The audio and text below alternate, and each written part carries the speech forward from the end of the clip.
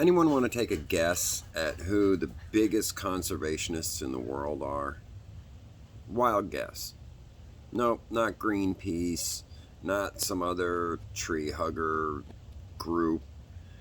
No, the biggest conservationists in the world are hunters and fishermen. Hunters and fishermen spend and donate billions of dollars every year towards conservation. Things such as licensing, permits, equipment, taxes, to say nothing of regular monetary donations. But they are the biggest conservationists. And they're also the ones that have their ear to the ground. And if you really want to find out what's going on as far as conservation, or the lack thereof, as the case may be for this video, the person to talk to is a charter boat captain or a guide. They know, because they're living it. And I found out some information that's very, very disturbing. And I looked it all up, several different locations, just to verify, and it is in fact correct. Right now there are Chinese longliners sitting in the Florida Straits and off our coast, and they're harvesting billions, that's billions with a B, of tons of fish every single day. When we took our offshore trip to Islamorada, that was one of the things that we discussed while we were trolling and while we were looking for fish. The captain and I had a little chit chat, and the conversation got started on Keys dolphins versus Carolina dolphins. Here in West Palm Beach, in the spring, we get what we call the Keys dolphins that are migrating up north. And when I say dolphin, I mean Mahi, Mahi, Dorado, whatever you want to call them. Here in West Palm Beach, we call them dolphin. But in the spring, they migrate north, and in the fall, they migrate south. And the ones coming south, we call Carolina dolphin.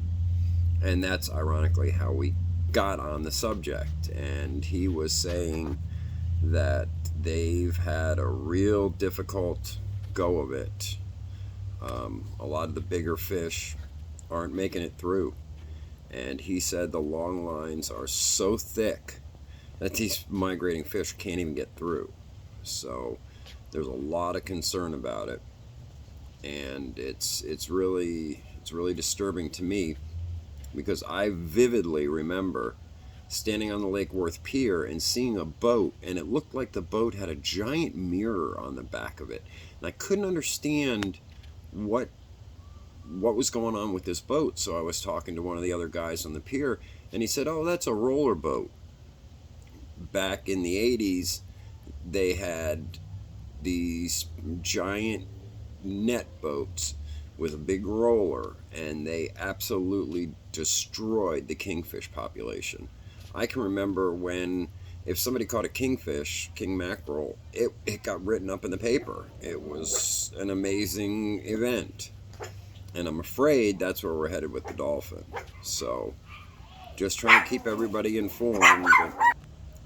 Do your own research. Check and see. Check the prices at your local restaurant or fish market, and see what's happening to prices of such things as mahi and swordfish. They're going through the roof, and this is why. So, I know it's not a great time to be reaching out to your representatives, but we have to do something. So I, for one, have started a letter writing campaign of my own, and I encourage you to do whatever it is that you can, because we're going to be in the same situation with dolphin that we're at with kingfish. Luckily, they put a stop to it, but by the time they put a stop to it, it was almost too late.